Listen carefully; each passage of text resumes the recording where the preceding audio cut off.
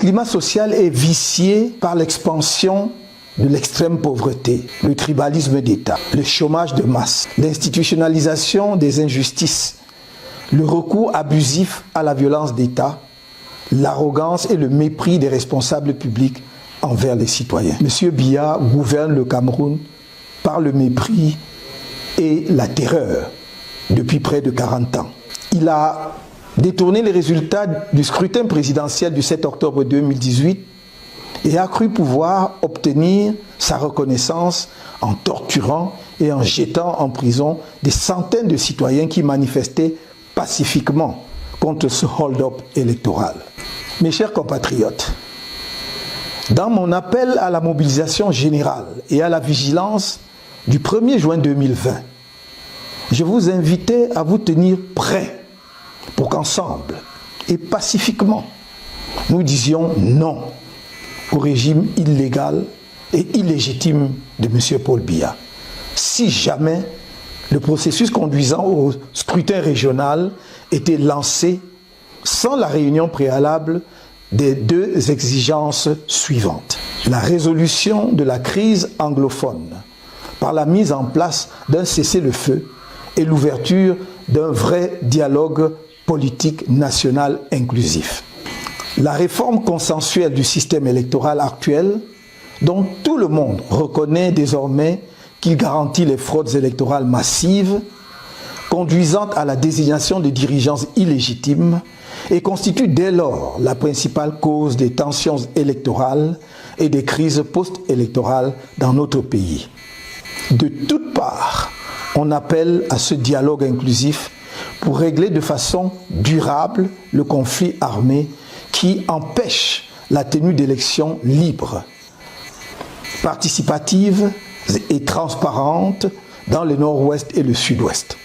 De toutes parts, au Cameroun comme à l'extérieur, cette réforme consensuelle du système électoral est demandée afin de conjurer le piteux spectacle offert au monde lors du scrutin présidentiel de 2018. Au regard de cette situation, organiser des élections régionales ou toute autre élection politique dans ces conditions ne serait rien moins qu'un mépris supplémentaire des préoccupations constantes des Camerounais et des suggestions réitérées des partenaires internationaux de notre pays. Aussi, j'annonce que toute convocation du corps électoral par le gouvernement illégal et illégitime de Yaoundé avant la prise en compte et une mise en application effective des deux exigences rappelées ci-dessus emportera automatiquement lancement d'une gigantesque campagne nationale d'appel au départ pur et simple de M. Biya du pouvoir, sans qu'il ait besoin d'attendre une nouvelle communication à cet égard. Le peuple camerounais n'entend plus être l'otage d'un homme et de son régime. M. Paul Biya ne voit dans le pouvoir qu'une aubaine lui permettant de s'occuper de sa propre personne et d'une cohorte d'obligés sans foi ni loi. Camerounaises, Camerounais, notre combat face à la dictature du régime en place s'achemine vers sa phase critique. Sachez que, malgré le caractère essentiellement pacifique de notre lutte pour la liberté et le développement de notre pays, le régime va, une fois de plus, recourir à la terreur et à la barbarie judiciaire. C'est l'occasion pour moi de demander aux éléments des forces de sécurité et de défense, aux autorités administratives et judiciaires de comprendre que cette lutte qui oppose les défenseurs des libertés fondamentales, de l'état de droit, du progrès collectif et de la démocratie à un régime obscurantiste, corrompu et incompétent qui méprise le peuple souverain, n'est pas engagé contre eux, ni contre aucun citoyen camerounais épris de justice et soucieux de l'avenir de notre pays et de sa jeunesse qui désespère. C'est notre devoir commun, le vôtre et le nôtre, de donner à cette jeunesse une chance et d'assurer au Cameroun le rayonnement international qu'il mérite. Bonjour, bonsoir à tout le monde, bonsoir à ceux qui sont en train de nous suivre. Merci de prendre de votre temps pour écouter et suivre cette émission. N'hésitez pas à partager la discussion que nous avons ce soir, que nous souhaitons avoir ce soir avec vous, porte sur l'intensification de la mobilisation dans le cadre des récentes nominations des secrétaires nationaux et conseillers du président élu du Cameroun en dehors de toute fraude. Nous sommes arrivés à un tournant décisif de notre lutte pacifique avec le lancement de la campagne pour demander le départ pur et simple de M. Paul Biya.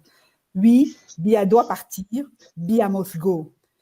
Parce que nous faisons le constat de l'incapacité de ce gouvernement légitime à résoudre les problèmes tout azimut des Camerounais, du Cameroun, qu'ils soient politiques, économiques ou sociaux, notamment l'incapacité à résoudre la guerre au Nozo qui s'enlise et charrie son lot de massacres, son lot d'atrocités. La directrice exécutive du REDAC faisait un bilan, Maximilienne Gobet, elle parlait d'au minimum 20 000 personnes mortes, 1 500 personnes arrêtées, détenues et des milliers de personnes disparues, exécutées dans des procédures extrajudiciaires et de façon sommaire, et puis des centaines de villages incendiés.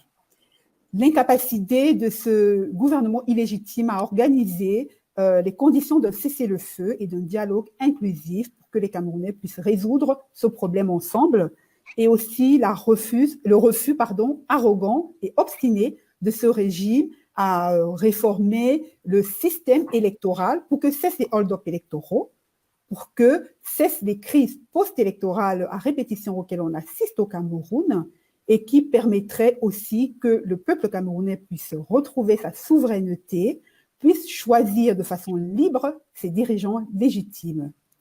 Au plus fort de la mobilisation, donc, lorsqu'il fallait intensifier, même galvaniser les Camerounais, le peuple de la résistance, le président élu du Cameroun en dehors de toute fraude, le professeur Maurice Kamto, a renouvelé la team. Il a nommé des nouveaux secrétaires nationaux que nous recevons aujourd'hui, donc ceux d'Europe, secrétaires nationaux et conseillers. Voilà. Nous recevons notamment M. Gangan, qui est secrétaire national aux nouvelles technologies de l'information et de la communication. Bonsoir, comment allez-vous? Bonsoir alors, merci, ça va très bien et je profite pour dire bonsoir à tout le monde qui nous écoute. Merci de l'opportunité. D'accord, merci. Monsieur Laurent Bembia, qui est secrétaire national Industrie, Entreprise, Économie et du Savoir et Économie informelle. Bonsoir, Laurent. Est-ce que Laurent nous entend? Je suppose que... Bonsoir alors, bonsoir à tous nos téléspectateurs, bonsoir à toute la famille de la Résistance. D'accord. Est-ce que je me fais entendre? Oui, oui, bien sûr, on t'entend. On a également avec nous M. Francis Fotso-Kamga, secrétaire national délégué Industrie, Entreprise, Économie du Savoir et Économie informelle. Bonsoir, Elvis. Bonsoir à toute l'équipe, bonsoir à tous les téléspectateurs et on espère qu'on va bien s'amuser. D'accord. Nous recevons également Madame, la femme de l'équipe, Madame Bouba Dalil Aïssatou, secrétaire nationale tourisme, protection faune, forêt et environnement. Bonsoir, Bouba. Bonsoir, très chère Laure. Bonsoir à toutes, bonsoir à tous, bonsoir à tous les téléspectateurs et bonsoir à toute la grande famille de la Résistance. Merci pour l'invitation et j'espère qu'on va passer un excellent moment de mobilisation. D'accord. Nous recevons aussi M. Blaise Maroc, qui est secrétaire national délégué stratégie de développement et système financier. Bonsoir, Blaise. Bonsoir, Laure. C'est un grand plaisir à chaque fois. Chouette, merci. Ensuite, nous avons avec nous M. Jean-Martial Bieme-Okolo, conseiller du président national. Bonsoir, Jean-Martial. Il n'apparaît pas, mais il va certainement nous rejoindre. Nous recevons également M. Claude Wilfried Ekanga, qui est conseiller du président national. Bonsoir Wilfried. Bonsoir Laure. Bonsoir, bonsoir à ceux qui nous regardent. C'est un plaisir d'être avec vous. Je me sens en famille. Merci. En fait, la discussion d'aujourd'hui porte sur, on va dire, voilà, je ne sais même pas s'il faut parler de mobilisation. Je pense qu'il faudrait plutôt parler de galvanisation des troupes avant le début, le lancement de la bataille finale. Et il est question que vous puissiez, en tant que secrétaire national et conseiller du président national, vous présenter et nous expliquer un tout petit peu le sens de votre engagement dans le MRC et au sens le plus large dans la résistance pour le changement au Cameroun. Vous avez la parole du coup, Monsieur Gane. Oui, merci encore une fois, Laure. Quand on me demande souvent de dire quelque chose par rapport à mon engagement, je dois un peu me retenir pour ne pas faire apparaître trop d'émotions. Je suis Ngan, je vis en Allemagne depuis un très bon bout de temps. Bon, je suis informaticien de métier, je suis consultant informaticien, je suis en Allemagne depuis presque 30 ans, marié, père de 3 enfants. Bon, voilà. Je suis dans le MRC depuis, je crois, 2014. Et avant, j'ai eu certes un engagement un peu comme tout citoyen. J'ai eu à m'intéresser à la politique, mais sans être engagé dans un parti politique. Et d'un certain hasard, il y a des gens qui m'ont sollicité et j'ai eu à lancer un coup d'œil dans le projet de société du MRC avec ses 5 piliers. Et j'ai été subjugué de ce que j'ai vu. J'ai continué, je me suis intéressé au président Maurice Kamto, de connaître un peu le personnage. Tout cela me paraissait quelque chose de très bien. Et après, il y a eu le premier rendez-vous, il est venu en Allemagne, où j'ai eu un tête-à-tête avec lui. Et puis voilà, c'était pour moi la personne indiquée. Jusqu'aujourd'hui, je dois dire mon engagement. Chaque jour qui passe, ça me confirme que je suis du bon côté de l'histoire. Et aujourd'hui, exactement, avec cette opportunité, aujourd'hui, quand on en arrive au niveau exactement de l'appel à tous les Camerounais pour faire taire cette injustice une fois pour toutes et appeler finalement à reconstruire notre pays, à faire arrêter ces tueries inutiles qui nous arrachent tous le sommeil chaque jour, à faire taire ces injustices, à donner une chance finalement à la reconstruction de notre pays. Je comprends que le moment où la politique m'a choisi par hasard était vraiment le bon moment et que au moins aujourd'hui, j'ai l'impression dans ma vie que je fais quelque chose qui fasse un sens.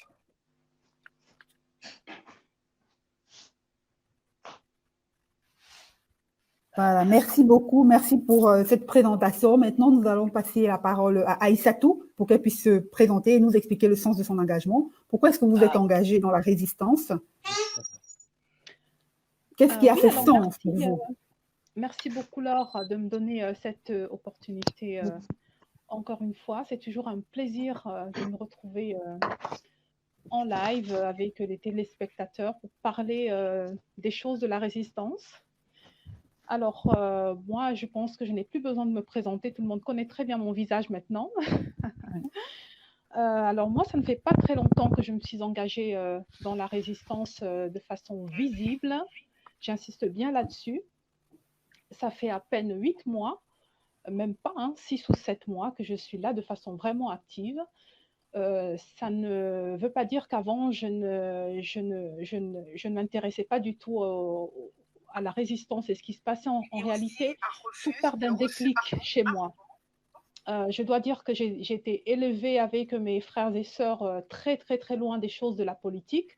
Avant mon engagement, ça ne m'intéressait pas du tout la politique. J'étais comme beaucoup de Camerounais qui ne s'y intéressaient pas, qui préféraient s'occuper de leurs affaires et puis c'est tout.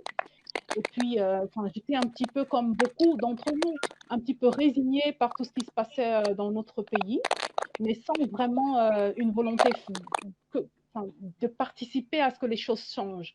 Alors, le déclic chez moi, il vient à partir de 2018 et la victoire volée de notre champion Maurice Kamto, président élu, où je commence donc à réaliser que quelque chose est en train de se passer au Cameroun et je prends conscience de ce hold-up électoral que nous sommes toujours d'ailleurs en train de revendiquer. Et donc, je commence comme ça, tout doucement, à m'intéresser. Et puis, il y a un homme dans tout ça qui a vraiment tout déclenché. C'est Maurice Kamto, justement. Sa personnalité a fait quelque chose en moi, a réveillé quelque chose en moi. C'est-à-dire qu'en fait, je me suis rendu compte que cet homme porte en lui des valeurs de paix, des valeurs de tolérance, des valeurs de patience, vous voyez, face à ce qui lui est arrivé, parce qu'on lui a quand même volé sa victoire, ça n'est pas rien. Et donc, je commence à m'intéresser à lui et je me rends compte en réalité que Maurice Kamto fédère un nombre assez important de résistants ici en diaspora et en France en particulier, puisque j'habite en France depuis pas mal d'années déjà, plus de 10 ans en tout cas. Et donc, je me rends compte qu'il y a une énorme résistance ici en France qui revendique en fait la victoire de Maurice Kamto. Et je commence donc du coup à m'intéresser à ça. Et je me dis, mais comment est-il possible qu'un homme, un politicien au Cameroun, arrive à fédérer autant de monde autour de lui? C'est juste quelque chose d'incroyable. C'est-à-dire qu'en fait, face à toutes ces injustices que nous subissons au Cameroun, il représente un petit peu l'homme qu'on attendait tous pour nous aider à mettre un terme à toutes ces souffrances, parce que chacun de nous a une histoire malheureuse à raconter avec ce régime dictatorial. Voyez, et donc on compte sur lui. C'est un peu comme si cet homme que nous attendions depuis tellement d'années est enfin arrivé pour nous aider à balayer ce système de corrompus et enfin pouvoir respirer un air frais. Vous voyez? Et donc, je commence donc à écouter ce qui se fait sur les réseaux sociaux, sur Facebook essentiellement. J'écoute les lives, je lis les posts. Et du coup, je me dis, mais cette cause, elle est vraiment très sérieuse. Elle mérite vraiment, pour le coup, là, qu'on s'y engage. Du coup, je commence donc, moi aussi, à commenter. Mais je le faisais, pas de façon visible. Hein. À ce moment-là, je n'avais pas encore révélé mon visage à tout le monde. Et donc, au fur et à mesure, comme ça, j'éprouve l'envie d'aller encore un peu plus loin. Et je me dis, bah, écoute, Aïssatou, c'est le moment, engage-toi. Et donc, voilà, j'ai donc décidé de m'engager le jour de la fête nationale du Cameroun, de dévoiler mon visage. Donc, je me suis dit, voilà, c'est vraiment l'occasion propice de le faire. Et je poste une toute petite vidéo où je souhaite à toute la résistance une belle fête du 20 mai. Et je la poste. Et c'est la première vidéo que j'ai postée où tout le monde découvre enfin mon visage. Voilà. Et donc, c'est comme ça que les choses partent, les choses s'enchaînent. Et puis, je découvre des choses et puis j'ai envie de participer encore plus loin. Et de plus en plus, je me mets à aimer Maurice Kamto, mais comme mon vrai papa, quoi. Vous voyez, je le considère vraiment comme ça. Comme mon père, d'ailleurs, affectueusement, je pense qu'on l'appelle tous pas Kamto. Vous voyez. Donc, il représente un peu cette figure paternelle pour nous tous et pour nous toutes qui avons tant souffert de ce régime-là. Et c'est sur lui que nous comptons tous, évidemment, pour que ça change au Cameroun. Et encore aujourd'hui, je vous parle, c'est vraiment avec beaucoup d'émotion que je le dis, parce que de me retrouver aujourd'hui secrétaire national du MRC, c'est vraiment quelque chose d'extraordinaire pour moi. Je vous assure que je ne m'y attendais pas du tout. Oui, je savais que j'étais observée par le Bureau national et que ce que je faisais leur plaisait. Ça, c'est vrai qu'on m'en avait déjà touché un mot. Mais de là à ce que je me retrouve directement propulsée au directoire du parti, ça veut vraiment dire énormément de choses pour moi. Et ça veut dire que la confiance que place Maurice Kamto en moi aujourd'hui est énorme et je n'ai pas le droit d'y faillir. Voilà. C'est une très grosse mission qu'il m'a confiée là. J'en suis honorée. J'ai déjà eu personnellement l'occasion de lui dire merci pour cette marque de reconnaissance vis-à-vis de moi. Ça me touche énormément. Et ça prouve encore une fois qu'on m'a tellement bien accueilli au sein du MRC que voilà, j'ai juste envie d'y rester mais le plus longtemps possible. Et donc, je mettrai toute mon énergie, évidemment, à me montrer digne de cette confiance que place en moi le président élu Maurice Kamto. Merci, merci beaucoup pour ce partage d'expérience, Aïssatou. Je pense qu'on va essayer de passer la parole à Elvis, qui ne se sent pas très bien, hein, on peut le dire comme ça, voilà. Après s'être présenté, si jamais, voilà, il souhaite aller se reposer, il n'y aura pas de souci. Il est un tout petit peu souffrant, mais il a quand même accepté d'être là ce soir avec nous. Elvis, vous avez la parole pour vous présenter. Et nous présenter le sens de votre engagement. Si ça ne vous dérange pas, on ne vous entend pas, votre micro est coupé. Voilà, vous avez la parole. Ouais, bon, c'est vrai qu'il ne me semble pas très bien, mais j'ai tenu quand même à assister à la réunion ce soir parce que c'est quand même une première pour moi. Merci beaucoup. Et bon, je m'appelle Elvis Kotsokamga. Gangan, je crois, il me connaît. On était chez lui une fois.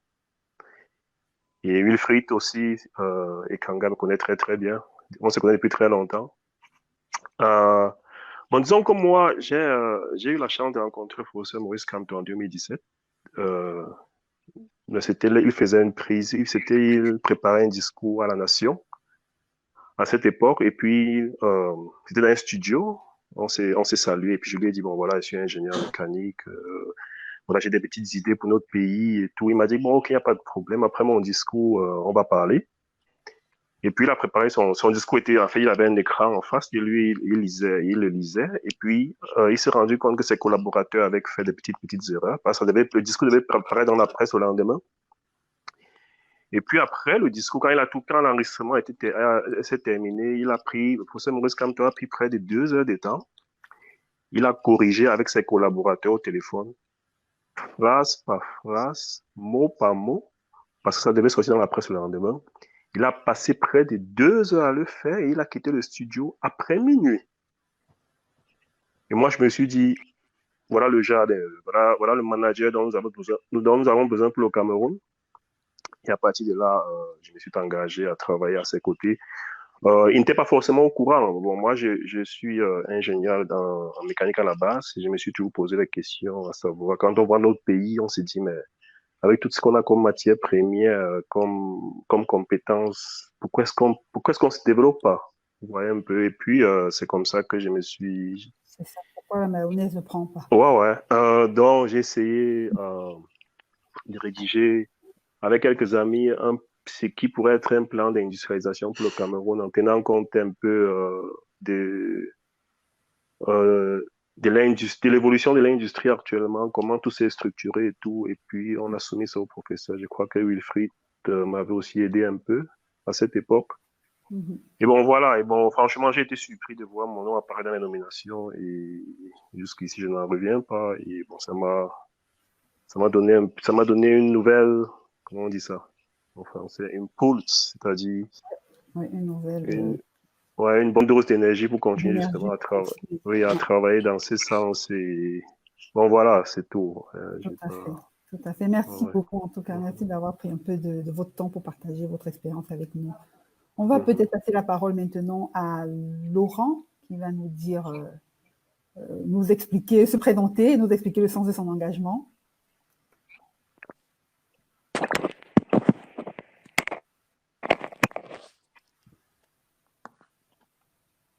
Oui, je ne sais pas si Laurent nous entend. C'est pas grave si Laurent ne nous entend pas. On va passer la parole à Claude Wilfried. Non. Oui, voilà. C'est bon? Oui, c'est bon? C'est ça. Oui, on vous écoute là. Vous pouvez vous présenter. Oui, je me représente de nouveau, Laurent Boumbia. Je suis en Belgique. Non, c'est une camarade. Disons que mon engagement est d'environ depuis 25 ans, hein, dans l'esprit de voir un peu les choses changer chez nous d'une façon ou d'une autre. Ça fait 25 ans que je suis en Belgique. Et beaucoup de recherches doctorales ici à Louvain-la-Neuve. J'ai rencontré beaucoup d'amis africains, beaucoup de camarades venant d'autres pays, avec des expériences politiques. Et tout ceci nous ont amenés à soutenir un certain nombre de nos activistes de la société civile ici, au début des années 2000. Et vers la fin des années 2000, exactement 2010, il s'est trouvé qu'avec ce que nous connaissons comme répression vis-à-vis des jeunes, tout à fait, au Cameroun, lorsque les jeunes ont voulu effectivement exprimer leur mal-être, le déclic qui a créé effectivement de dire qu'est-ce que nous pourrons effectivement faire pour qu'un jour notre pays arrive. Ainsi qu'avec le député de la Belgique, M. Guy Faucourt, un certain nombre d'activistes, nous avons commencé à créer comment on pourrait peut-être faire pour que un jour on puisse avoir autre chose, un autre son de cloche dans notre pays, pour voir les choses un peu évoluer autrement que ce qui prévaut jusqu'à présent. Et voilà qu'arrive l'année 2012, plus précisément en décembre, le secrétaire régional actuel, M. Henri Djoko, il débarque en Belgique pour démarcher auprès des des amis qui pourraient effectivement rejoindre ce parti qui était créé depuis quelques mois seulement. Oui. Et c'est comme ça qu'avec notre départemental, nous avons cheminé depuis lors. Et en 2015, lorsque nous avons organisé la tournée de notre président national ici en Europe, a donné l'occasion d'ouvrir l'homme. Et le vrai déclic de mon engagement a commencé dès ce jour. L'engagement vraiment politique au sens noble du terme. Parce que j'ai vu un homme pétri de l'amour de son pays, pétri d'une expérience, avec vraiment une envie de voir vraiment bouger les lignes.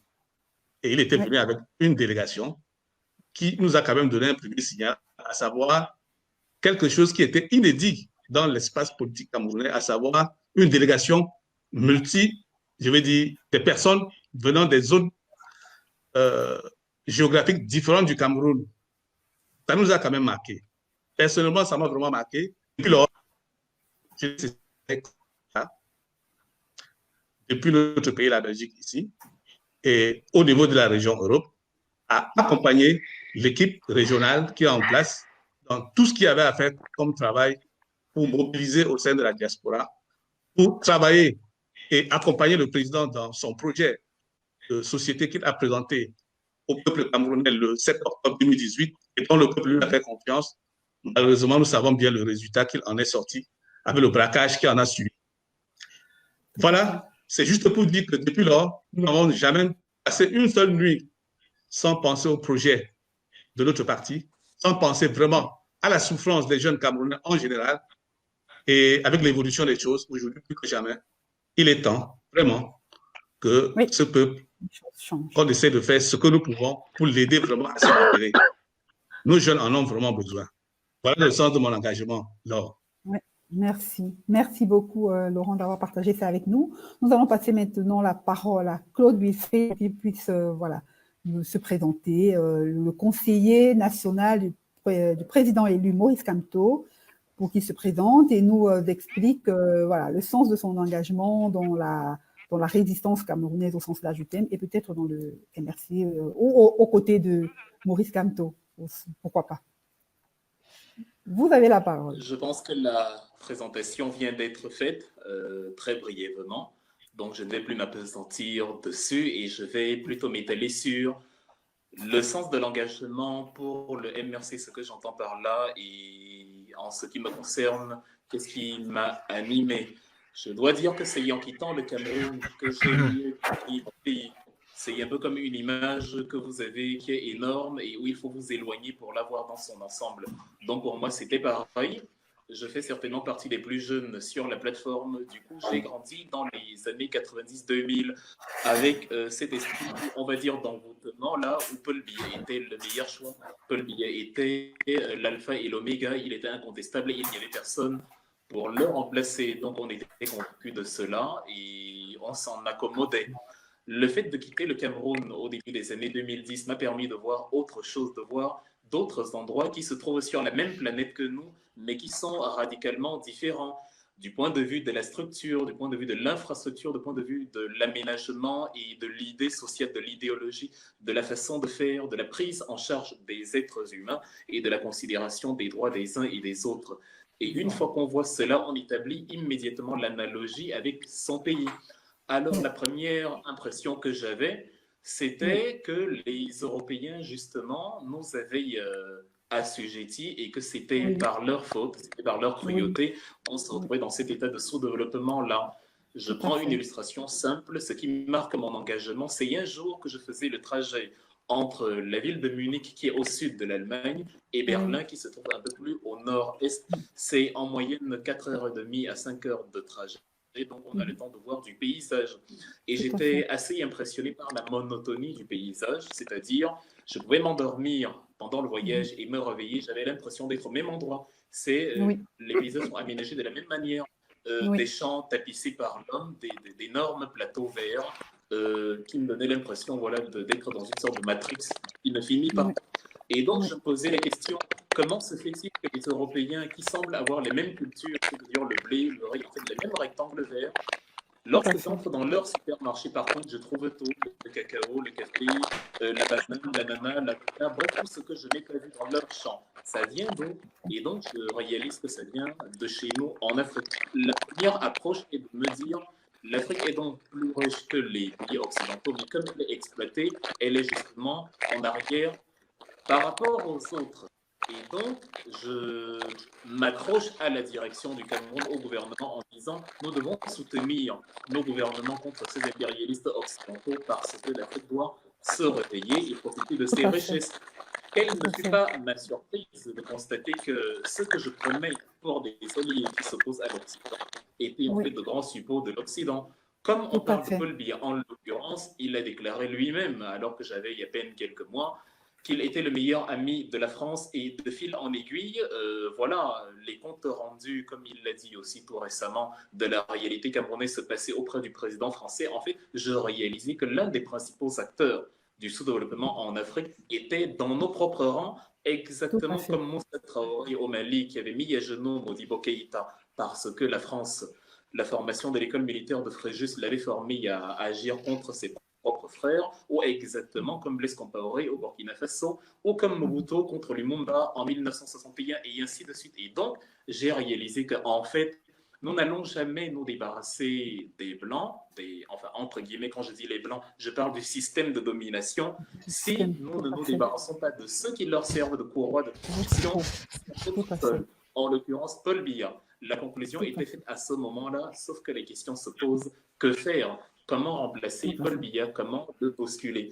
Arrive donc la fameuse échéance de 2018 où des élections beaucoup plus crédibles que celles de 2011 arrivent et où je me dis, tiens, je vais me pencher sur les différents candidats et surtout les différents programmes politiques. En ayant scruté les programmes des uns et des autres, je trouve que le programme du MRC englobe absolument tous les secteurs qui me parlaient. De la considération de l'individu quand on parle du pilier 1 qui est justement le pilier politique jusqu'au pilier sanitaire, infrastructurel et consorts dont parlait le grand frère Elvis, je me retrouvais totalement. Alors je décide au début de l'année 2018 que je soutiendrai le MRC pour les élections. De fil en aiguille, j'étais allé au Cameroun dans le milieu de l'année et j'avais eu l'occasion à tout hasard de rencontrer Maurice Kamto au cours de la visite à Maurice Kamto d'une connaissance à moi. J'ai donc pu poser un nom, un visage et un personnage sur le programme et là je me retrouvais totalement. Ce n'était plus qu'une question de temps avant de réfléchir et de reprendre la décision d'aller au Cameroun battre campagne pour justement que ce Maurice Kamto-là accède au pouvoir et que ce programme-là soit réalisé. Ce n'était donc plus pour moi effrayant d'écouter les gens qui disent on va te tuer, n'y va pas. Pour moi, les enjeux étaient grands. Quand on a une vision à long terme, quand on se dit il ne faut plus que demain ressemble à hier, on est prêt à prendre des risques minimes en comparaison pour avoir des récompenses plus grandes. C'est ça qui explique mon engagement envers le MRC. Le contentieux électoral s'étant déroulé et Maurice Kamto ayant revendiqué sa victoire, il y a eu ce qui s'est passé, la guerre politique, voire même la guerre tout court entre le MRC et le régime. Mais après, on est arrivé, il y a ce point fatidique qui nous fait clore tout débat, et je vais terminer par là, c'est-à-dire, nous ne sommes plus au point où on se dit, est-ce que Maurice Kamto a gagné les élections et il faut récupérer la victoire à Paul Biya, ou alors est-ce qu'il faut respecter ce que les RDPCistes appellent l'ordre constitutionnel en maintenant Paul Biya au pouvoir? La réflexion n'est plus là. L'évidence est que la deuxième raison pour laquelle un peuple a le droit de renverser un dirigeant au-delà des élections, c'est si ce dirigeant se révèle incapable de satisfaire à ses besoins. Tu ne peux pas vivre en Suisse et maintenir comme le contentieux actuel, c'est de l'agriculture et simple. Une chambre à 25 millions d'années.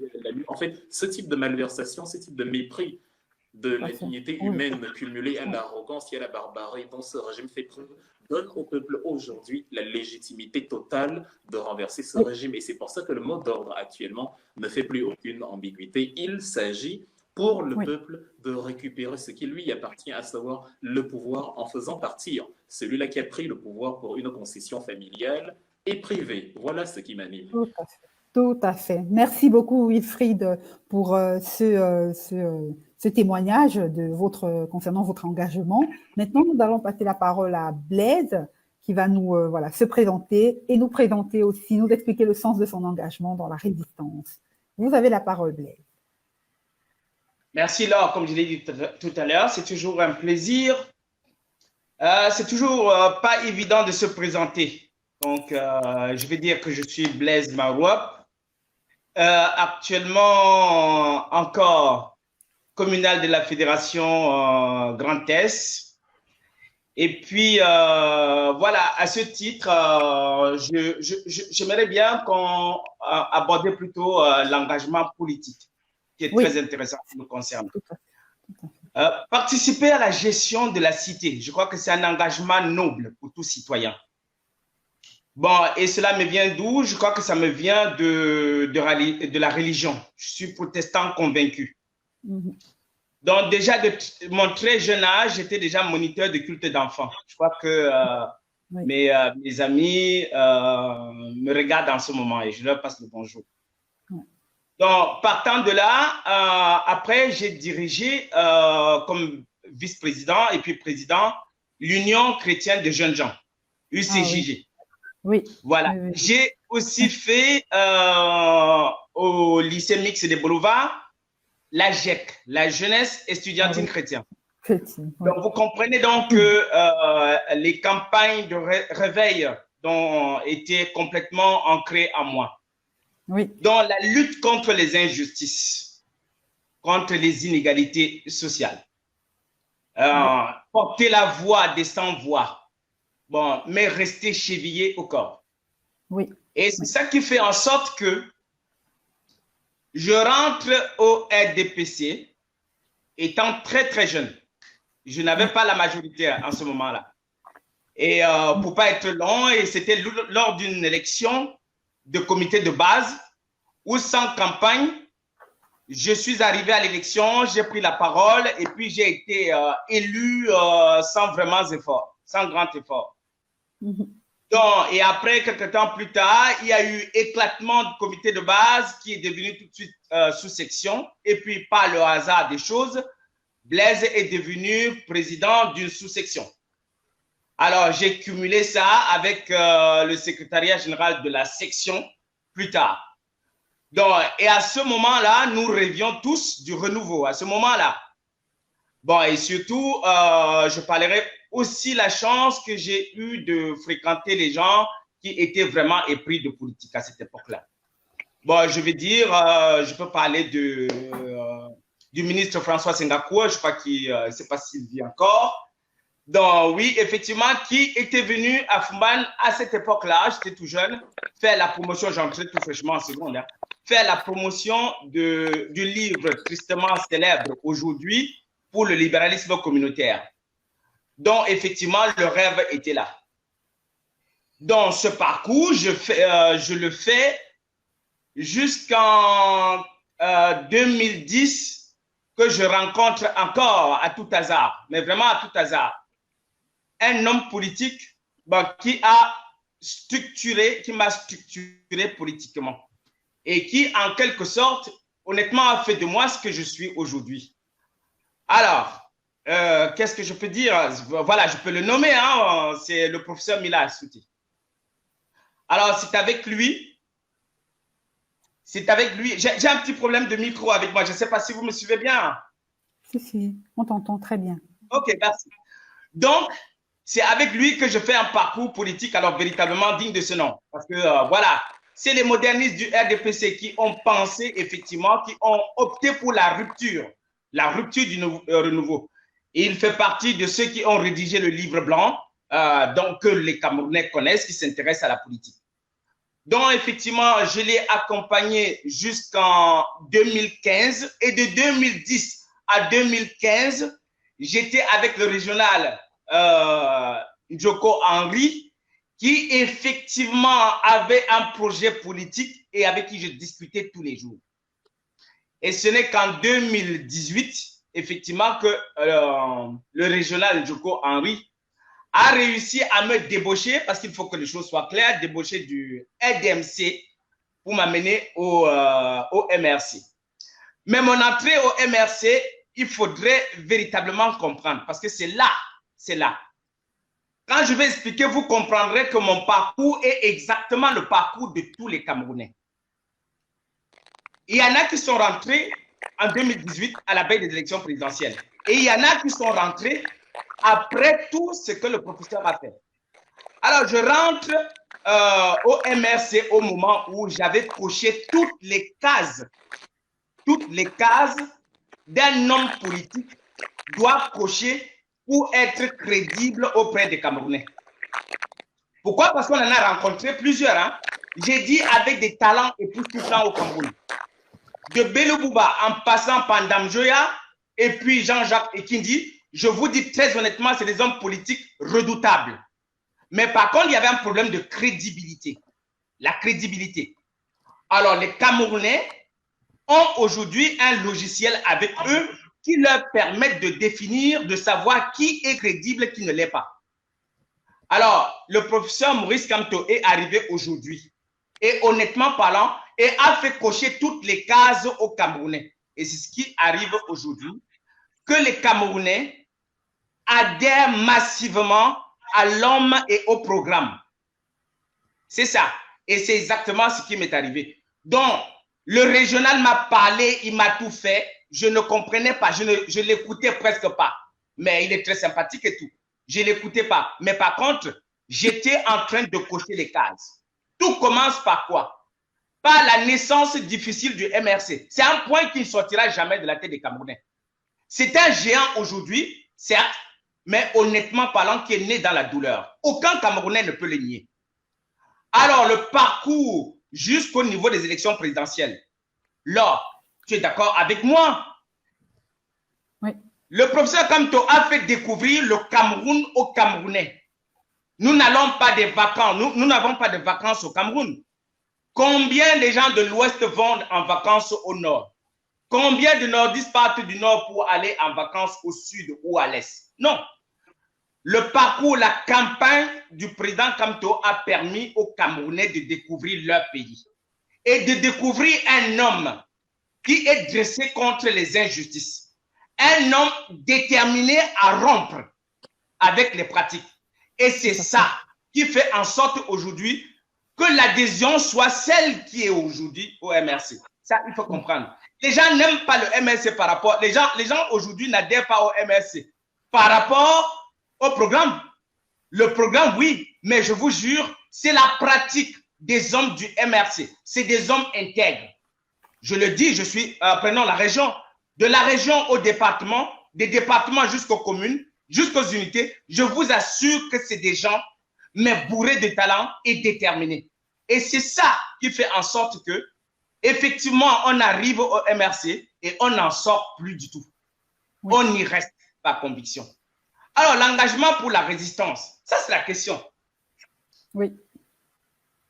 Là, au sein du MRC, soyons sérieux. Je dis, nous sommes tous déterminés pareil, prêts à tout pareil, mais pour des raisons déjà évoquées. Tout à fait. Nous, aujourd'hui, par rapport au travail que le professeur Kamto a fait, nous comprenons exactement la logique dans laquelle il est inscrit. Si vous voyez, nous sommes dans l'union des populations camerounaises en termes d'idéologie. En termes d'idéologie. Ça, honnêtement. Et, si vous avez compris, il a reporté, on a reporté deux fois déjà, la lutte de libération. 2 fois.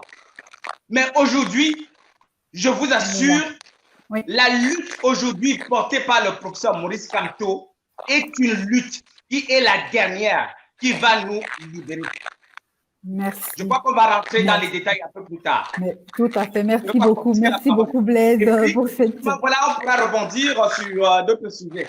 Tout à fait. Merci beaucoup, Blaise, pour cette présentation tout à fait dense et riche. Maintenant, nous allons passer la parole à Jean-Marcel pour qu'il puisse voilà, nous se présenter et nous présenter le sens de son engagement dans la résistance camerounaise. Vous avez la parole, Jean-Marcel. Oui, je me permets de vous demander par avance si vous m'entendez bien, parce que je souffre le martyr des nouvelles technologies. J'arrive à me connecter. Oui, je ne sais pas, vous m'entendez bien? Non, effectivement, non, on ne vous entend pas très bien. Je pense que ça grésille et le son est un tout petit peu haché. On ne vous entend pas bien. Alors là, vraiment, j'ai un mauvais retour, mais bon, faites-moi juste un signe. Comme ça, je saurai que je peux y aller. Je ne sais. Faites-moi juste un signe. Oui, Ça, oui, vous pouvez y aller. Oui. Voilà, merci beaucoup, merci. Bon, ben écoutez, je suis Jean-Marcel Diegokoula. Je m'engage dans le MRC en 2019, exactement le 18 mai. Il y avait une marche à la place de la République. Mais derrière moi, je traîne un long parcours dans les milieux syndicaux en France. Et très notamment aussi dans les milieux associatifs depuis ma sous-région de l'Est, parce que je suis originaire de cette région qui est en gestation, qui cherche encore justement la bonne gamme pour entrer dans justement la révolution. Et je m'aperçois comme ça de fil en aiguille en fait, je suis rentré par une porte où je ne sais pas ce qui m'attendait, je peux vous l'assurer. Je suis appelé aujourd'hui dans les milieux, les hauts milieux, les hauts cercles de la confidentialité. Et j'en ai pris acte de la lourde charge qui m'attend. Et pour je ne peux pas être long parce que les hommes de l'ombre du président n'en disent pas tout. Surtout en ce moment, lorsque nous traversons et nous sommes en veille d'armes, on ne va pas rentrer dans les propos qui relèvent d'un certain droit de réserve. Tout à fait. Et j'en doute passer ce costume parce que c'est la hauteur de la mission à laquelle je dois m'atteler. Tout simplement, je suis quelqu'un de l'ombre. J'ai toujours été quelqu'un de l'ombre. Quand vous avez vu mon entrée, comme je disais tantôt en 2019 dans le MRC en Île-de-France, la commune d'Île-de-France, j'abats un boulot énorme où d'avance, on me qualifie déjà, on me donne déjà le rôle d'incarner une unité des métiers du transport. Et pourtant, oui. je faisais un travail en fait, de 12 personnes, mais tout à fait. J'arrivais à assumer ce secret, j'étais tout seul. Tout à fait. Oui. J'étais tout seul. J'abattais ce travail. On a tout à fait. vu remarquablement ma prestation lors de l'opération Ardoise Rose.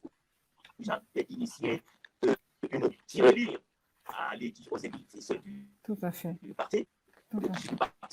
Et j'ai parcouru des belles avenues de Paris où je sais qu'il y a justement un grand retour parce qu'il y va et vient du beau monde. Je parcourais les feux rouges en transmettant, en portant le message de la Renaissance, en apportant ces informations clés de ce qui s'est passé en ce moment-là exactement au Cameroun. Et j'en ai collecté, il me semble, si je me souviens bien, de 400 euros. Oui, Jean-Marcel, malheureusement, on entend très très mal. Et ça, c'était déjà justement un salut fort, un signe fort. Et là, Jean-Marcel, malheureusement, on t'entend très très très mal. On dit à la technique. Oui, malheureusement, je suis obligée de passer la parole à quelqu'un d'autre parce qu'on t'entend très mal. On reviendra peut-être de temps que le problème technique puisse être réglé parce qu'on a du mal à te comprendre. Oui. Ça va. On va essayer de donner la parole à quelqu'un qui souhaite, peut-être Claude Wilfried, qui souhaiterait peut-être nous repasser avec nous les temps forts de la résistance. Et après, on fera un tour pour que chacun de vous puisse donner le dernier message, on va dire, pour galvaniser les troupes avant qu'on puisse se retrouver chacun dans nos capitales, donc le 19 septembre pour les manifestations, les marches de lancement de la campagne Paul Biya doit partir pour chasser Biya de notre pays. Donc, en fait, il s'agit, Claude Wilfried, de nous peut-être relater les moments forts qui ont rythmé tout le plan national de résistance et comment on en est arrivé à ce moment-ci, ce moment crucial où on est obligé de mener la bataille finale. Alors, en fait, s'il faut parler des temps forts de la résistance, on n'en finirait pas parce que chaque jour, en principe, a été un temps fort de cette résistance, sauf s'il y en a parmi nous qui, à un moment donné, se sont dit, bon, ok, j'arrête de résister, je ne suis plus dans le combat, j'abandonne. Mais je pars du principe que chacun de nous, depuis le départ, depuis l'instant où Maurice Kamto a dit « je ne vous trahirai point », s'est dit que de toute façon, comme dans toute révolution qui se respecte, le combat ne se termine qu'à son point d'achèvement. Ça veut dire que si la finalité est de rétablir la vérité des urnes, la résistance s'arrête au moment où la vérité des urnes est rétablie. Si le combat est de renverser le régime tout simplement, la résistance s'arrête au moment où le régime est justement renversé.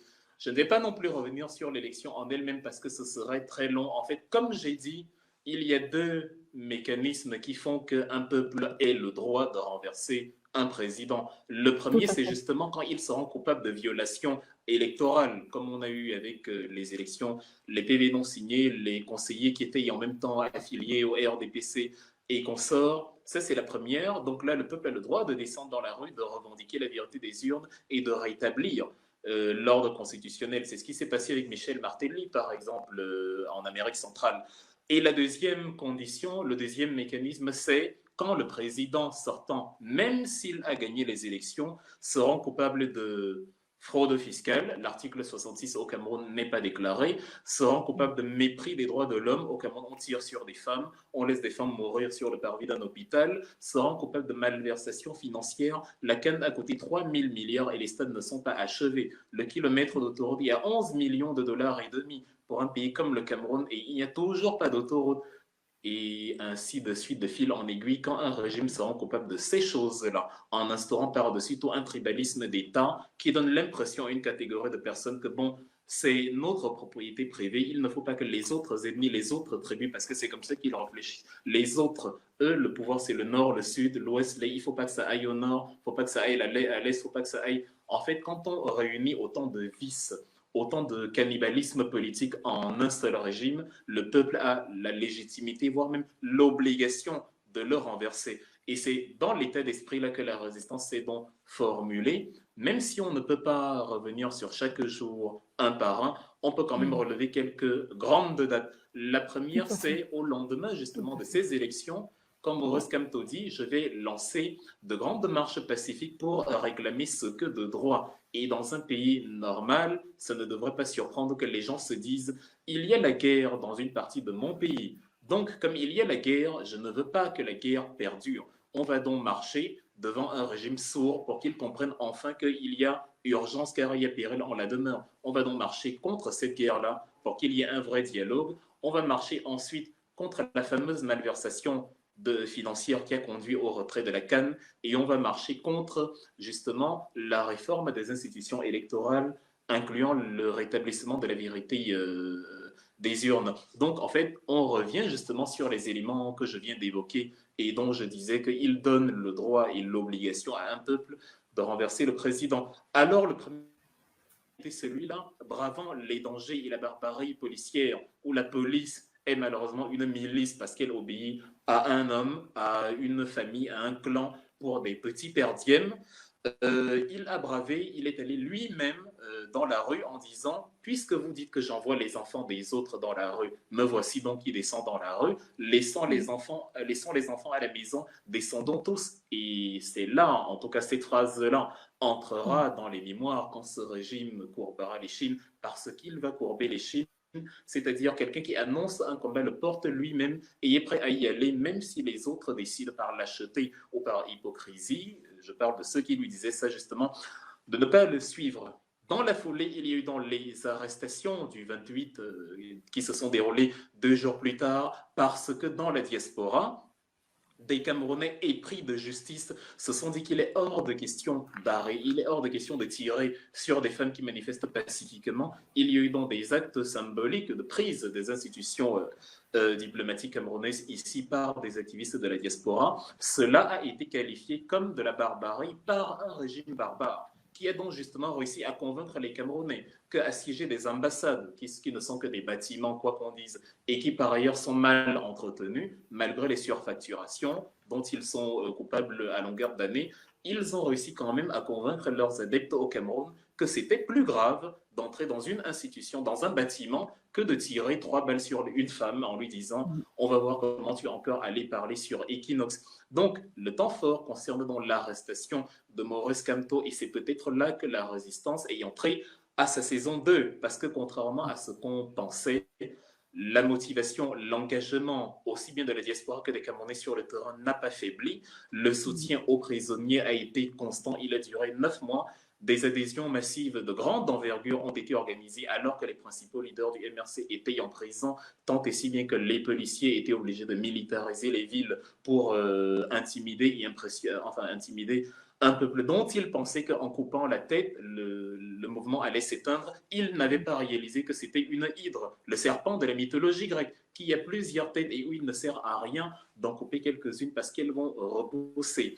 À la fin de l'année 2019, donc, le régime se rend compte qu'il a entre les mains une patate chaude qui brûle justement depuis 9 mois. Il ne suffit pas de se dire que comme on est fort, on va brutaliser un peuple et on va gagner. Ça ne se passe pas comme ça. La force peut se retourner contre vous. Donc, la résistance constante des MRCistes sur le terrain et en diaspora, la résistance constante des activistes sur le terrain et en diaspora a fini par alerter les acteurs internationaux, y compris le professeur de Paul Biya, parce qu'il a dit qu'il est l'élève, je l'ai dit en introduction. Donc, Emmanuel Macron qui reconnaît au Salon de l'Agriculture que si tu ne libères pas Kamto, bah, toi-même, tu n'es pas libre. Tu es coincé au Cameroun, tu ne peux pas bouger. Les Camerounais font beaucoup de bruit ici. En fait, c'est compliqué. Donc, s'il y a un sommet, s'il y a des réunions, bah, tu seras obligé de libérer ce personnage. Donc, cette patate chaude-là, ils l'ont lâché. Et depuis, ce n'est plus... Enfin, depuis, les choses ne sont plus comme avant. Les intimidations du ministre de l'administration territoriale,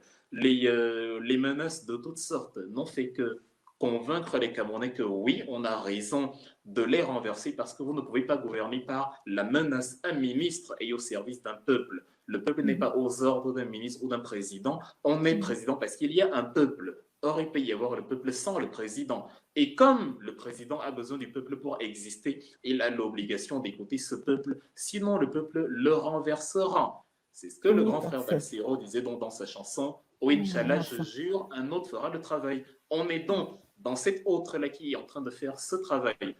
On en arrive à l'année 2020, je vais essayer de courir un peu sur ces points, parce que comme j'ai dit, il y a beaucoup de dates, il y a beaucoup d'épisodes marquants de cette résistance, parce que dans la période intermédiaire, il y a eu les mobilisations de la diaspora qui ont notamment chassé Paul Biya de Genève, les actions par exemple à Lyon. Je prends sur moi d'assumer totalement que c'était des actes de bravoure que je cautionne absolument, parce qu'il n'est pas question... Les Suisses chez qui Paul Biya séjournait ne peuvent pas se permettre, la direction suisse ou la France ou les Américains, d'aller. Donald Trump, malgré ses facéties et son caractère fantasque, ne peut pas aller vivre 2 mois aux États-Unis aux frais du contribuable. Et les Américains laissent passer parce qu'il est le président, il faut le laisser. Ils ne peuvent pas. Nous ne pouvons donc pas permettre cela, d'autant plus qu'on n'a pas les mêmes infrastructures que les pays que je viens de citer. Tu ne peux pas, avec de l'argent public d'un pays pauvre, aller séjourner à 40 000 francs suisses, 25 millions de francs la nuit, quand Monique Omate qu'elle décède, ou quand notre compatriote qui a perdu ses 6 enfants qui manquaient de couveuse il y a quelques mois. C'est inacceptable. Donc, les activistes se sont mobilisés jusqu'à la mobilisation qui cumulait aussi bien le MRC que les résistants de la diaspora. C'était le 1er février 2020, d'abord à Paris, ensuite s'est suivi une mobilisation dans d'autres pays du monde. Les images sont impressionnantes et sont encore dans les mémoires de chacun, et ils ont permis aux Camerounais de comprendre que là où il n'y a pas la répression policière, là où il n'y a pas l'intimidation et là où les Camerounais peuvent exprimer librement leur soutien à un personnage, le peuple a depuis longtemps dit non à Paul Biya, à se demander déjà s'il lui a dit oui. Donc, les grands axes de la mobilisation, en tout cas, sont ceux-là. Et maintenant, il y a l'épisode final, si on veut, qui ne sera peut-être pas en un seul acte, mais qui est quand même l'épisode final, là où Maurice Kamto dit, puisque Paul Biya a empêché les gens de marcher pacifiquement alors que c'est un droit constitutionnel et alors que les revendications de ces marches sont totalement défendables, on ne veut pas la guerre, on ne veut pas la gabegie financière, on ne veut pas le mépris et l'arrogance institutionnelle contre les droits des citoyens, puisque en instituant son fameux dialogue national, il n'a pas invité les principaux concernés, dont les radicaux, il a invité les amis. Il n'a pas laissé les gens venir avec leurs revendications parce qu'ils ont choisi les thèmes à l'avance, puisqu'il a donc créé cette entourloupe-là. Le dialogue, comme prévu, est devenu un dialogue qui n'avait aucune chance de fonctionner. En gros, c'est une sorte d'entourloupe de quelqu'un qui ne tire aucune leçon et qui ne se remet pas en question. Paul Biya et justement tout son système. Et maintenant, Maurice Kamto dit, on va voir si, pour une dernière fois, il aura un sursaut de rationalité en recommençant ce qu'il a mal fait avant de convoquer les prochaines élections.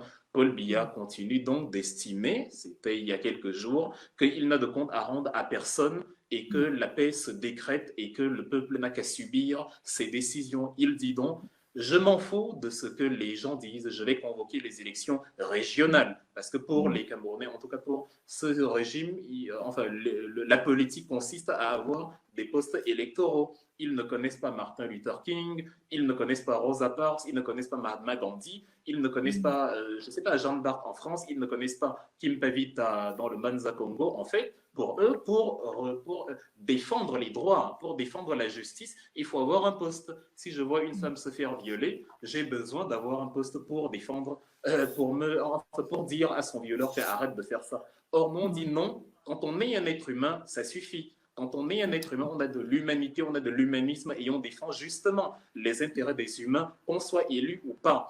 Donc, comme te dit Paul Biya, ne lance pas le défi au peuple en organisant des élections que toi seul, qui se passe que dans ta tête, alors que personne ne peut aller voter au Nozo, par exemple. Le faire serait lancer un défi au peuple et lui dire « tu te fous de lui », alors que c'est lui qui t'a prétendument conféré ce mandat. Paul Biya l'a donc fait mal lui en a pris. Les Camerounais sont plus que jamais déterminés. Vous voyez aujourd'hui des choses qui étaient impossibles, impensables il y a à peine 10 ans, se disent maintenant partout dans les rues. Paul Biya doit partir, Paul Biya doit s'en aller. Nous allons nous mobiliser, tout le monde, les Bensineurs à Douala, les citoyens, les Bayam Salam à Yaoundé, les Camerounais des partis politiques affiliés au MRC, les Camerounais du MRC, les Camerounais de la diaspora, les Camerounais de tous horizons ont dit nous allons contraindre les forces de police à déposer leurs armes parce qu'ils ne sont pas là pour servir une personne. Ils sont là pour servir 25 millions de personnes. Et si la majorité dans ces 25 millions de personnes, c'est-à-dire une foule, déclare que ce dirigeant-là est incompétent, l'armée n'a pas le choix, ce n'est pas une milice, on n'est pas dans les monarchies du Moyen-Âge, l'armée et la police n'ont pas le choix, ils courberont les chines, ils déposeront les armes devant les fameuses revendications-là. C'est en fait dans ces grands chapitres que se décline le plan national de résistance et comme j'ai dit, il se terminera avec la chute de Paul Biya. Il n'y a aucune chance que Paul Biya termine son mandat. Je crois qu'on peut se le tenir pour dit. Je ne sais pas si j'ai convenablement résumé. Absolument. Absolument. Ça a été très, très bien résumé, Claude Wilfried. Merci beaucoup. Merci beaucoup pour ce cheminement qu'on a fait ensemble. Merci à tous d'avoir accepté d'avoir ce moment de discussion avec nous. On va faire un petit tour de table pour un mot de la fin, pour que chacun puisse dire un mot de la fin. Et on va se quitter en se donnant rendez-vous certainement pour dans nos différentes capitales, Bruxelles, Paris, Berlin, Madrid, Berne, pour les différentes manifestations et marches qui sont organisées dans la diaspora pour le lancement de la campagne Paul Biya doit partir, Paul Biya must go. On va commencer donc pour le mot de la fin par Aïssatou, puisqu'elle est là. Aïssatou, tu as la parole pour nous dire un mot de la fin, pour galvaniser les foules et leur donner rendez-vous, je suppose, le 19 à Paris. Oui, remercie Laure. Merci encore de me donner la parole pour une deuxième fois. Alors, pour terminer sur cette belle émission, je commencerai déjà par conseiller à tous ceux qui nous suivent, parce que je précise quand même qu'on est certes sur une chaîne MRC, mais tout ce que nous disons ici concerne absolument tous les Camerounais, et pas uniquement les membres de notre famille politique. C'est un combat que nous menons et qui concerne tous les Camerounaises et tous les Camerounais. Voilà, et donc ce que je souhaite leur dire, c'est que de faire l'effort d'écouter le programme présidentiel du président Maurice Kamto. C'est personnellement ce que je suis en train de faire en ce moment. La vidéo, elle existe, Il existe une vidéo de près de 2 heures de temps où le président élu déroule son programme présidentiel. Et en l'écoutant, ça nous permettra justement de faire parallèlement une comparaison avec ce que le régime de M. Paul Biya n'a jamais réussi à faire en 38 ans. Et ça va nous donner du courage justement pour définitivement aller chasser ces pillards, ces voleurs et ces menteurs qui font tout pour se maintenir là. Donc, faisons l'effort de le faire. Et donc, simplement rappeler à toutes et à tous, à toute la grande famille de la résistance, que le moment est venu de virer ce régime, de le mettre hors d'état de nuire. Le président Maurice Kamto, le président élu Maurice Kamto, a fixé 2 préalables avant la convocation de toute élection au Cameroun. Tout le monde les connaît maintenant, on peut les citer même en dormant. Le premier, c'est évidemment la fin de la guerre au Nézo. Et le deuxième préalable, c'est la modification consensuelle du système électoral. Or, le régime de M. Paul Biya s'entête à ne pas respecter ces 2 préalables-là et a donc décidé de convoquer le corps électoral. C'est proprement scandaleux. Nous ne pouvons plus accepter cela. Posons-nous juste 2 secondes et posons-nous la question suivante. Alors que l'on voit toutes ces vidéos qui circulent sur les réseaux sociaux, sur Facebook, tous les jours, des têtes coupées, des mains coupées, des pieds coupés, de personnes que l'on tue. Bref, il ne se passe pas un seul jour sans qu'une vidéo horrible nous parvienne. Alors, comment est-il possible d'organiser sereinement, tranquillement, des élections dans ce contexte-là? Il faudrait être fou, il faudrait être devenu fou pour croire que cela est possible. Et donc, nous ne pouvons pas accepter cela, cet affront de trop. Il est vraiment l'heure maintenant que tout le monde se mette en rang de bataille, que l'on oublie toutes les petites querelles qu'on a pu avoir par le passé. Ça n'est plus le moment. Le moment est vraiment au rassemblement derrière cette figure de la résistance qui est le président élu Maurice Kamto pour mener ensemble cette bataille finale. Et il faut bien que l'on se dise, en tout cas pour les compatriotes qui se trouvent au Cameroun, que cela peut prendre du temps. Tant mieux si on arrive à renverser ce régime le 22 septembre, c'est-à-dire qu'on sort en masse, mais vraiment de tous les côtés, au point où toutes les forces de répression de ce régime se trouvent complètement débordées et qu'ils ne puissent plus s'en prendre aux manifestants. Parce que c'est vraiment ça qu'il faut comprendre. La loi du nombre empêchera toute répression. On sait très bien que ce système, le système de M. Paul Biya, est prêt à tout pour se maintenir au pouvoir, y compris à tuer les Camerounaises et les Camerounais. Mais regardons juste ce qu'ils ont fait, les Maliens.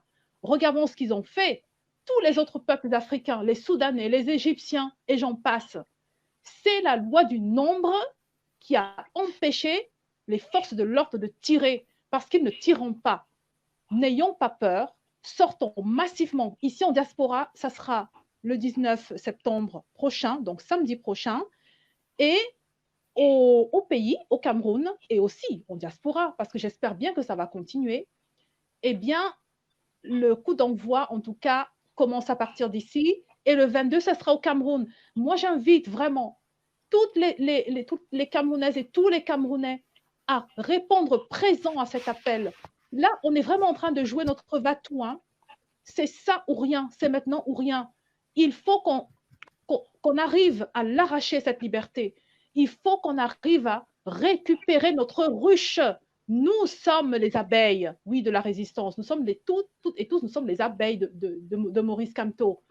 Et à M. Atangandji, qui a osé l'autre jour nous menacer, qui a osé menacer notre président élu Maurice Kamto, nous lui disons, attention, vous êtes en train d'allumer un feu que vous ne pourrez pas éteindre après, hein, parce que vous ne mesurez peut-être pas le degré de détermination du peuple camerounais.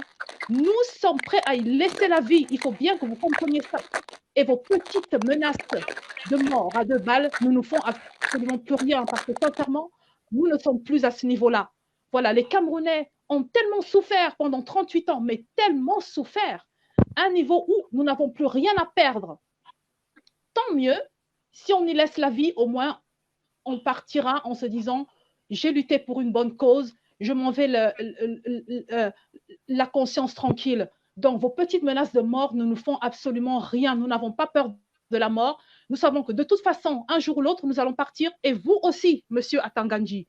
Donc, cette espèce de métaphore qu'il a osé sortir l'autre jour, hein, la métaphore sur l'abeille et la ruche, etc., nous le disons, vous vous trompez, monsieur, parce que la ruche dont vous parlez, c'est à nous, elle nous appartient. Nous, peuple camerounais, c'est la nôtre. Cette ruche-là, c'est le Cameroun, c'est notre pays qui nous appartient, c'est notre bien à tous. C'est vous qui l'avez privatisé, c'est vous qui nous l'avez arraché, c'est vous qui êtes entrés chez nous par effraction, qui nous avez volé tout notre miel et vous voulez continuer le pillage. Ça ne le fera pas. Nous sommes déterminés à arracher cette liberté. Donc, mettons-nous bien ça dans la tête que ça peut durer longtemps.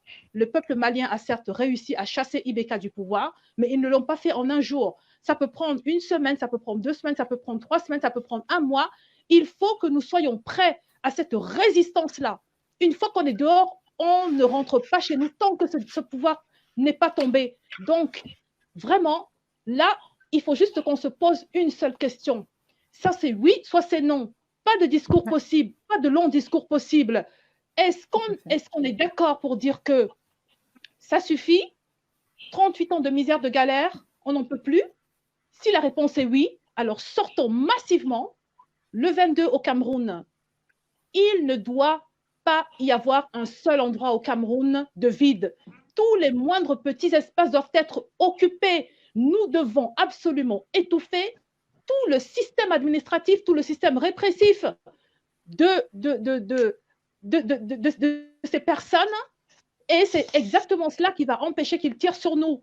Nous, ici en diaspora, nous allons vous accompagner. Chez nous, ça commence dès le 19. Nous serons mobilisés partout dans la diaspora. Moi, ici en France, je serai évidemment présente pour la grande manifestation du 19. Évidemment que je ne peux pas manquer ça. Je serai là, on sera là, on vous soutiendra du mieux que nous pourrons, mais ça ne s'arrêtera pas là, parce qu'il faut bien comprendre d'ailleurs, Henri Djoko nous le disait encore hier, il faut bien que l'on se dise qu'on est parti sur des manifestations qui vont peut-être s'étendre sur la durée. Hein. Voilà, parce que vu le degré de sévérité, le degré de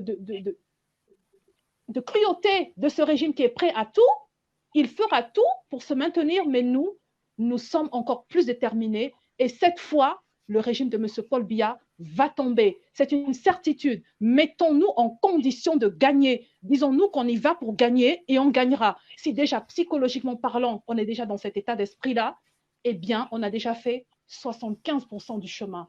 Le reste, c'est que de la formalité. Tout ce qu'on vous demande, c'est sortez de chez vous le 22. Mais en masse, n'ayez pas peur. C'est justement le nombre qui va empêcher à Tanganji de mettre en route ces menaces et c'est lui qui fuira. Prenons le pari, hein. On va bientôt le voir en train d'escalader les barrières de son bureau pour s'enfuir. Donc, apprêtez-vous à l'attraper et à bien lui régler son compte. Voilà ce que je voulais vous dire. Je vous souhaite beaucoup de courage. On est là, évidemment, mobilisés comme vous. On ne lâche rien jusqu'à la chute du régime de Paul Biya. Oui. Voilà, donc je laisse aux autres. Merci beaucoup. Oui, merci beaucoup Aïssatou pour ce mot de la fin. Et nous allons passer la parole maintenant à Ngan pour le mot de la fin. Nous t'écoutons. Okay. I say, my country people, them. I think in a time we are talking, maybe even damn pidgin. Yes. I'm a try damn pidgin. Papa La Piro, really. Apologize if my pidgin not good, but I know it'll be long, Massa. I will try just to tell you, say, let's make it clear. What is going on here? We don't come to a situation where really nobody today can say he's living fine in Cameroon. Things are very bad. Things are very bad. People are dying every day. Maybe she don't so talk. Maybe someone is dying somewhere. People are in the bush. Maybe she don't so talk to each other. People are in the bush. This regime is going on killing people. the time has come to say enough is enough. You know, we are suffering. All of us, we want to say enough is enough. So, brothers and sisters, let me try in English now because it's a long time I haven't been speaking the pidgin language. But I think, why is it that important? And even I want to be speaking in English today. I don't have the best comment in the language, but you can apologize and understand me. Why I'm not trying to speak in English is I feel like, even honestly, maybe even some kind of betrayal as a Francophone. And as we took a long time to understand what's going on and to step forward, even to really have that determination to go to the fight. Mr. Kamto is giving us, all of us today, the opportunity to take back our country and to give it a new chance. Something I want to tell you is that is very, very important is Mr. Kamto is somebody who is trying to get it to the democracy. Meaning, this fight today is not to take him and go and put him to a 2G. Understand me very well. Even himself, he says, no, this is not a fight. It's not to take him to go and put him to a 2G. The fight today is to kick Biya's regime out, to get it to peace in the Northwest and Southwest, to reorganize our society, our country, and to get it then to transparent vote, and then let the new one rule the Cameroon. He can be somebody else, but what we will win is the power will come back to the people. It's about getting the power back to the people, what we haven't got in our country since even 1960 or whatsoever. We have to make it and get the power back to the people. And I have the trust that when we get the power back to the people, and with all that potential that we have in Cameroon, we then get it to the renaissance of our country. So really, we can be against such a program. I can understand what's going on here. We have this opportunity. Mr. Kamto has been sacrificing a lot to be the leader today and get us to exactly that, to what maybe people was thinking it can be possible, that there is nobody to fight against Biya. There's no leader to get the Cameroonians together. Now we have one. And the only thing that is asking us is, come and join me to get the power back to the people. He's not telling us to come and join him, to give him the power, to leave him to be the one who is having it, and so on. No, he's telling us, come and join me. As for us to get it to the peace that we need in Northwest and Southwest, because more than 10,000 people killed is enough, is more than enough. We have to stop this. So I think that nobody here likes it that we're living in the war. So with Mr. Biya, we gave him so many chances. As he's calling to a new vote now, meaning is enough is enough. So we're not to discuss again today how comes, how will it do tomorrow, maybe. No, it's today and now. We have to kick these people out. We have to kick these people out to give us a chance to make sure that our Cameroon have a chance tomorrow. And once again, the program is there. We kick them out. We arrange the situation with Northwest and Southwest. We arrange the situation with our electoral system. And then we go to the vote. And we have the leaders that we need. And then we have a chance with Cameroon, with all the potential that Cameroon have, then we can do really, really wonderful things. So my brothers and sisters, the 19th of September, we'll give the kickoff here in the diaspora.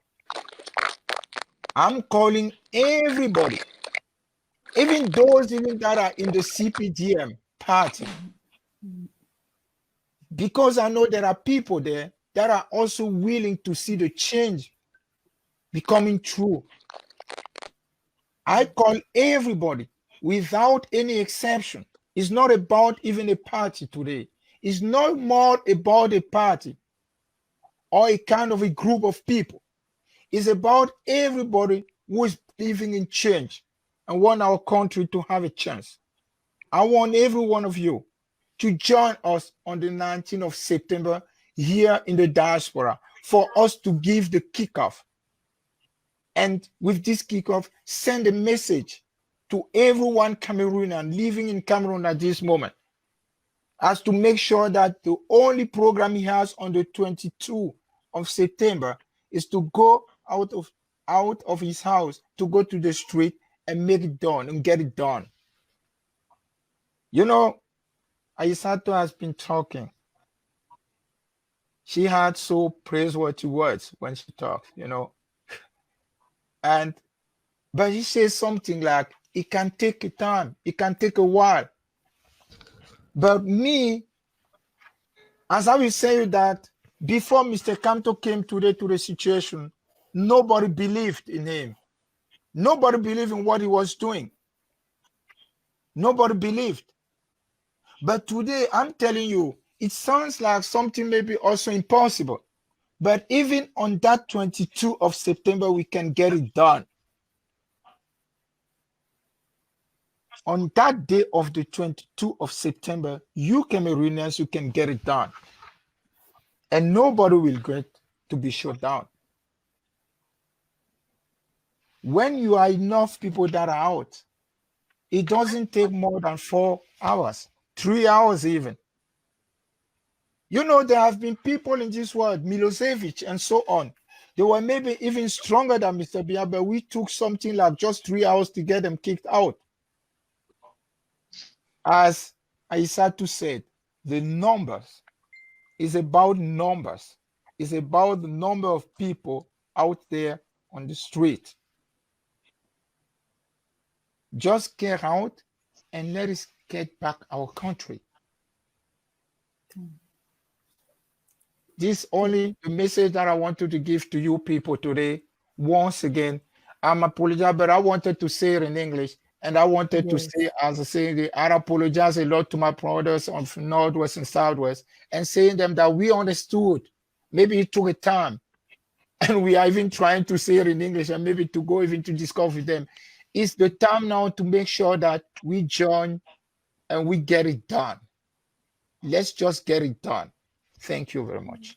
Thank you very much. Merci beaucoup pour ce message, ce mot de la fin, ces mots puissants de mobilisation. Nous allons passer la parole maintenant à Jean-Marcel pour le mot de la fin, pour avoir l'occasion de terminer le propos qu'il avait commencé.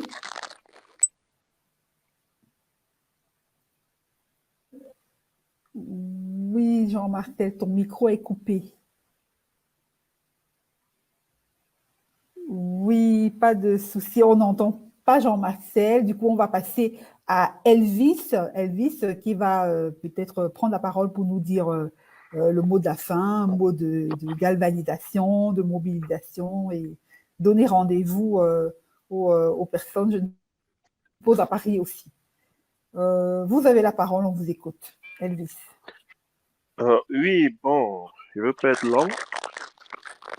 Tout ce que je vais essayer de dire, c'est que si l'architecte de notre univers, ou bien Dieu, si vous voulez, nous a doté d'un organe aussi puissant que notre cerveau, parce qu'on n'a pas de concurrent dans l'univers, c'est sûrement pas pour s'empiffrer, manger et s'accoupler.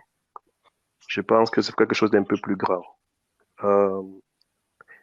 Nous devons travailler pour le triomphe de l'esprit humain. Il n'est pas possible qu'en 2020, qu'on soit là à décapiter une femme et à filmer. Ce sont des choses qu'on ne devrait plus voir. Et je pense que ce régime est pour beaucoup. Et chaque Camerounais devrait prendre conscience de cette situation et essayer de s'impliquer un peu plus pour que nous essayions tout ensemble d'échanger des choses. Parce que avec ces régimes, malheureusement, il n'y a plus rien à espérer. On a parfois comme l'impression qu'on a affaire à des sortes de zombies et qui essaient de nous transformer tous en zombies aussi.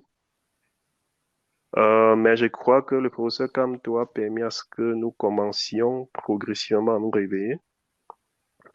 Je pense qu'il est temps que nous passions vraiment à l'action et qu'on trouve un moyen de dégager ce régime. Et je suis convaincu que le Cameroun pourrait être l'épicentre de cette nouvelle Afrique-là qui fera comprendre au monde qu'en réalité, nous sommes les aînés de l'humanité. C'est tout ce que je peux dire en ce moment.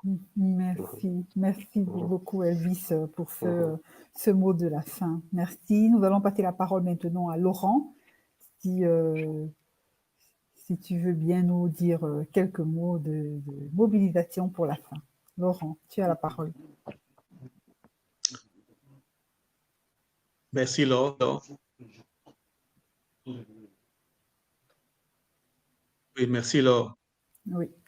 Avec un cœur meurtri que je dois effectivement pouvoir dire l'une ou l'autre chose maintenant. Tout d'abord, à tous nos dignes fils de nos pères fondateurs, qui ont été les Oumniobé, les Félix Moumier, les Ernest Wandje, les Osende Afana, les Abel Pingé, les Martin Paul Samba, l'héritage qu'ils nous ont laissé, nous ne devons pas les décevoir aujourd'hui. Nous avons eu la chance, au tournant vraiment de cette résistance, d'avoir un leader qui est de notre parti, pour vraiment le leadership de la résistance au Cameroun, Maurice Kamto. Il nous a avec vraiment du nouveau et des merveilles pour la jeunesse. À tous ces jeunes, moi-même qui vous parle, je suis produit social de Nobel, voilà.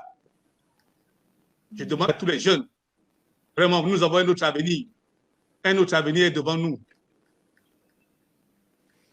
Le Cameroun ne s'arrêtera jamais avec le régime de Paul Biya. Après ce régime, il devra en avoir un autre.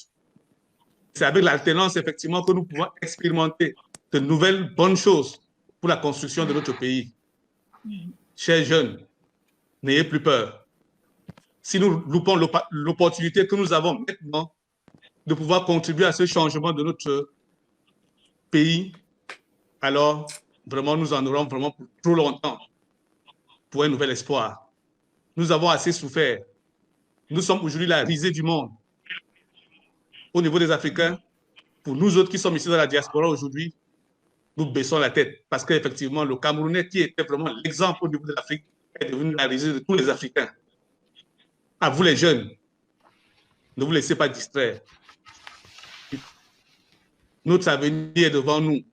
Et pour pouvoir effectivement avoir autre chose que ce que nous vivons aujourd'hui comme difficulté, nous devons vaincre la peur. Oui, l'heure est arrivée.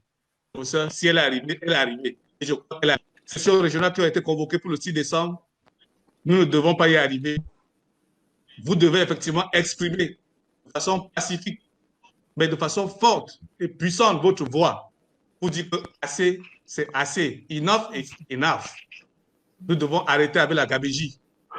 Nous devons changer pour que vraiment naisse un Cameroun nouveau avec tout le monde de la résistance. Voilà l'appel que je peux effectivement lancer auprès des jeunes. Comme moi, qui suis des quartiers populaires. Moi-même qui vous parle, je suis un produit social de Nobel qui a souffert dans toute sa trajectoire et qui aujourd'hui a été construit. Un pays qui a des difficultés, un pays qui rencontre assez de difficultés avec toutes ces différentes communautés, arrive à trouver un grain de consensus pour faire avancer effectivement et le progrès et le boulot et la santé et les infrastructures dans ce pays, dans le de la Belgique. jeunes du Cameroun, nous avons effectivement une chance avec le professeur Kamto. Au-delà du professeur Kamto, le monde de la résistance. Donc, nous avons vu des exemples du projet STSI. Oui, nous pouvons rêver aussi. Si nous voulons effectivement atteindre ce rêve, c'est le moment. Il n'y en aura plus un autre. Si nous loupons ce moment, alors nous sommes repartis pour 50, voire 60 ou 80 ans encore de souffrance. Est-ce que vous allez permettre effectivement pour vous déjà aujourd'hui de souffrir et pour vos enfants qui naîtront? Non, nous devons dire enough is enough. La chance nous est donnée maintenant. Exprimons-nous pour faire changer de ce régime. Voilà l'appel que je pouvais lancer là. Merci beaucoup Laurent. Merci pour cet appel que tu lances au peuple, enfin aux jeunes Camerounais à se mobiliser pour arracher leur liberté. Nous allons passer la parole maintenant à Blaise pour que voilà, il puisse nous dire lui aussi le mot de la fin. Peut-être Blaise, pour orienter ton mot de la fin, tu peux éventuellement, j'ai entendu qu'on parlait de peur, tu peux peut-être pour conclure, nous dire comment tu perçois les déclarations de Maximilienne Gombe, qui a clairement exprimé le fait que les organisations des droits de l'homme seront aux aguets pour prévenir les abus et pour documenter tous les abus. Ça pourrait peut-être rassurer les Camerounais qui s'apprêtent pour la bataille finale. Alors par contre, Laure, je vais te surprendre. Je ne vois pas du tout de peur chez les Camerounais. Mais vraiment pas du tout. Toutes les mesures sont prises par les Camerounais eux-mêmes. C'est eux-mêmes qui nous donnent les images, minute par minute, tout ce qui se passe. Ils sont à la chasse. Ils nous les envoient. Les Camerounais sont mobilisés. Ça, j'en suis persuadé. Alors moi, je voudrais m'appesantir un tout petit peu sur les étapes de la résistance. Tu en as parlé. Le MRC naît dans la résistance. Le douloureux accouchement, c'est déjà la résistance. La convention du parti s'est déroulée dans la résistance et dans une démonstration de force. C'est déjà la résistance. La campagne présidentielle, elle s'est déroulée dans la résistance. Là, dans la résistance. Vous voyez le président dans les mares d'eau, dans les flaques d'eau, dans les accidents. Déjà, on le connaît quand il s'agit de défendre les couleurs du pays. Je ne vais pas rentrer dans les territoires. Parce que si je rentre dans Bakassi, ça sera, on va s'y éterniser. Mais c'est quelqu'un, oui, qui a construit la libération du Cameroun dans la résistance. L'officialisation même de l'alliance gagnante MRC Agir, c'est déjà la résistance. C'est ça. La victoire du MRC aux élections présidentielles 2018, c'est dans la résistance, avec l'annonce faite par le président le 8/10/2018. C'est la résistance, ça. Alors, c'est la résistance. Quel est le Camerounais à qui ça ne parle pas? Dites-moi. C'est la résistance. La grande bataille diplomatique sans précédent que nous avons déployée ici et aussi par l'équipe du président élu et ses alliés. C'est déjà la résistance. Les arrestations, c'est la résistance. Son Excellence Mamadou Mota, le vice-président, encore détenu et dans la résistance. Est-ce qu'il y a un seul Camerounais qui le réunit? L'organisation de la diaspora et les manifestations, mais grandeur nature que nous avons faites pour demander leur libération, c'était dans la résistance déjà. La libération du président, ça s'est fait dans la résistance. Vous savez très bien comment les opposants camerounais, quand ils sont condamnés, leur libération est quasi impossible. Mais la libération du président, c'est lui-là même qui menace réellement le siège du dictateur. Mais alors, c'est ça, c'est la résistance. On est d'accord? Oui. La tournée du président en Europe, aux États-Unis, au Canada, là, c'est la résistance. C'est la démonstration de la résistance. Tout à fait. Ah, la prise en charge des Camerounais face au Covid-19, où le monde entier fait face à la guerre sanitaire sans précédent. C'est la résistance. Survie Cameroun, son implémentation, sa gestion, l'adhésion des Camerounais à cette cause, à cette collecte, c'est la résistance, Laure. C'est la résistance. Je vais même encore parler du déclenchement du mécanisme, de la constatation de vacances du pouvoir présidentiel. C'est la résistance, ça. Ce n'est pas de la blague, c'est la résistance. La mise en garde à une éventuelle convocation de corps électoral pour les élections régionales, c'est la grande résistance, Laure. Alors, soyons sérieux. Aujourd'hui, on est au départ de Paul Biya. On est au départ de Paul Biya. C'est la résistance. Mais c'est comme de la mélodie. C'est tracé, c'est lisible, c'est clair. Donnez-moi le nom du Camerounais qui ne comprend pas que le MRC est né pour faire la troisième guerre, la troisième lutte pour la libération pacifique du peuple camerounais. Qui c'est qui ignore ça au pays aujourd'hui? Je vous assure, je suis plutôt rassuré de par le comportement des Camerounais. Il n'y a aucune peur. Je vous assure, cette lutte, elle se gagnera. Le président vous l'avait dit. Et on lui fait confiance, pas aveuglement, parce que c'est quelqu'un qui bataille et qui sait très bien le faire et qui nous montre, le cap est fixé et la trajectoire est claire. Honnêtement parlant, si vous ne pouvez pas le comprendre aujourd'hui, il vous sera impossible de comprendre même les évidences. Donc là, pour moi, je vous assure, je suis plutôt très content. Le moral est plutôt bon, je dirais très bon, tant au pays que dans la diaspora. Et je veux vous le dire à la région.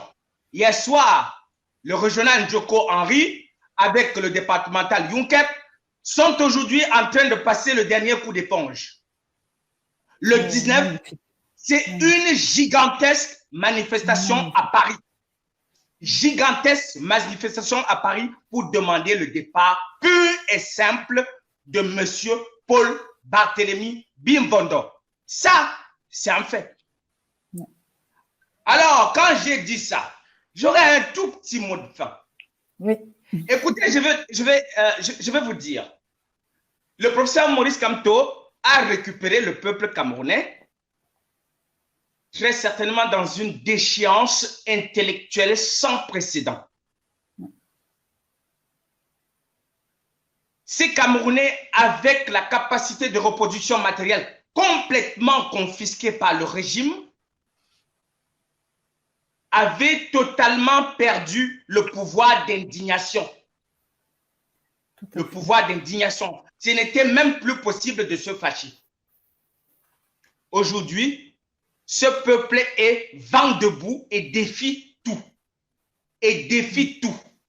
Il pose des actes qui nous surprennent.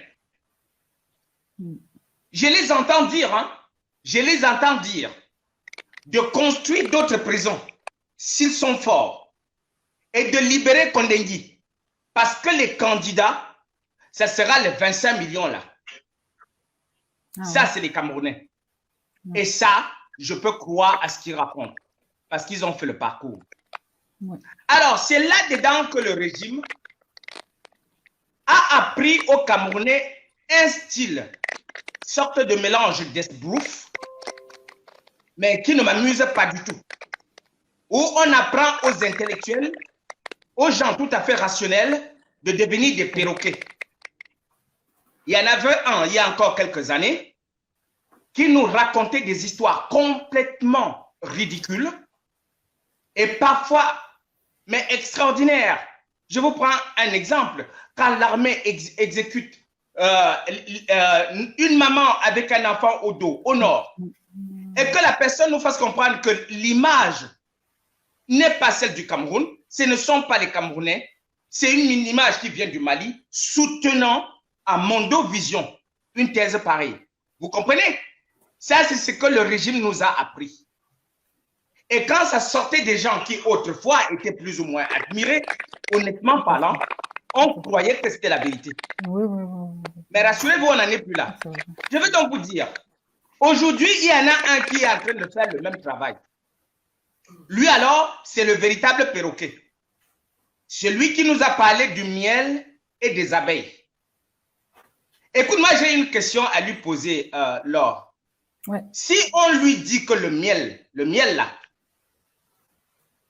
c'est la richesse nationale, et que les abeilles dont il parle sont les 25 millions de Camerounais laissés dans la misère depuis des années, qui aujourd'hui gravitent autour du professeur Maurice Kamto, lui demandant d'aller chercher ce miel-là.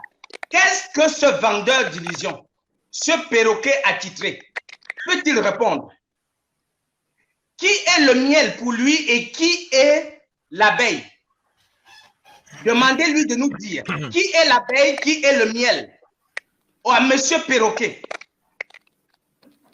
Alors, c'est pour vous dire que aujourd'hui, honnêtement parlant, je suis totalement content et vent debout parce que le peuple camerounais est prêt à défendre son destin, prêt à défendre son beefsteak, comme on dit ici. Et je vous assure, ce combat sera sans précédent. Et honnêtement, nous sommes déjà dans l'arène et on les attend. Voilà.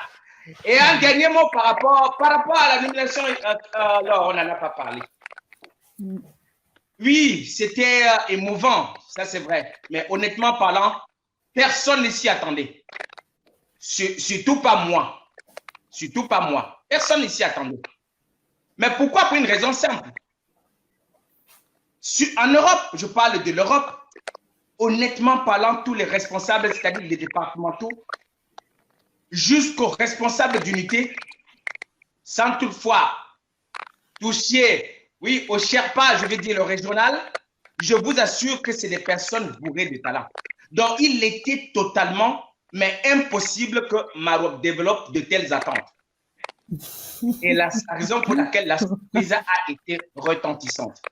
Et je salue et remercie par la voix donc de tous les militants du Grand Est cet acte présidentiel qui relève du pouvoir discrétionnaire du président. Il faut quand même le dire. Ça, merci. Et je le partage avec tous les AP en Europe et puis au Cameroun. Merci beaucoup. Et c'est pas mon mot de fin. Merci beaucoup, Blaise. Merci beaucoup pour ce mot de la fin. On va passer la parole à Claude Wilfried qui va donc clôturer l'émission. Je vous dis dès maintenant déjà merci. Merci d'avoir pris sur votre temps pour venir ici discuter avec nous et voilà, discuter avec les Camerounais. Claude Wilfried, vous avez la parole pour le mot de la fin. Il va se décliner en 4 phrases très courtes, de la plus connue à la moins connue. On ne fait pas d'omelette sans casser les œufs. On ne recueille pas le miel sans affronter les abeilles. Si les hommes avaient peur des abeilles, il y a longtemps que le miel ne se consommerait plus. Si l'heure est venue, alors elle est venue. Oh, merci. Merci pour ce mot de la fin. Et effectivement, si l'heure est venue, alors elle est venue. N'oubliez pas, merci à tous ceux qui nous ont suivis ce soir. N'hésitez pas à partager dans tous vos différents groupes pour que les Camerounais, le maximum de Camerounais puissent avoir accès à cette émission pour se sentir concernés par cette ultime mobilisation. N'oublions pas de nous abonner sur la chaîne MRC Le Souffle de l'Espoir pour les prochaines émissions qui concerneront les mobilisations, les différentes manifestations et les lives qu'on fera lors des différentes manifestations en Europe. Merci à tous les secrétaires nationaux et conseillers du président national, du président élu du Cameroun en dehors de toute fraude. Merci de partager. Bonne soirée à vous. Je vous dis à une prochaine fois. Au revoir. Au revoir.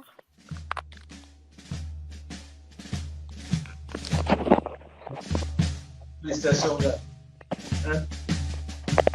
Les vallées des boulevards Au plateau de la Dharmawa, devant vous tous, au divin majestueux, le char des dieux. Et toute cette terre qui gronde, son espérance profonde, c'est le souffle de la renaissance du Cameroun. Les sources de Nanga, les torrents de la Sanaga, le Déravine, le Seigneurie, par les flots du Vouri. Ces flots de réjouissance, c'est la nouvelle naissance, c'est le souffle de la renaissance du Cameroun.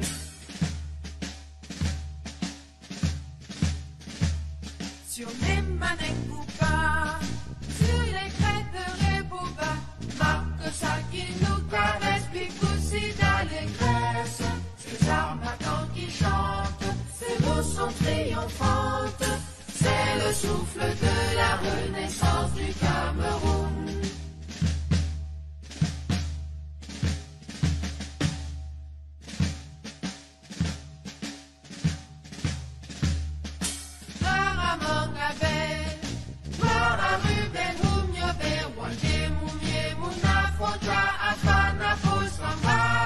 Lumière de la nation, éclaire nos cœurs de lion, c'est le souffle de la renaissance du Cameroun. De Kousseri à Batouri, de Bakassi à Kérosi, unis par le précieux ruban des noces de Foumbin, des offres en tout amour, la nuit précède le jour, sur les sillons de la renaissance du Cameroun.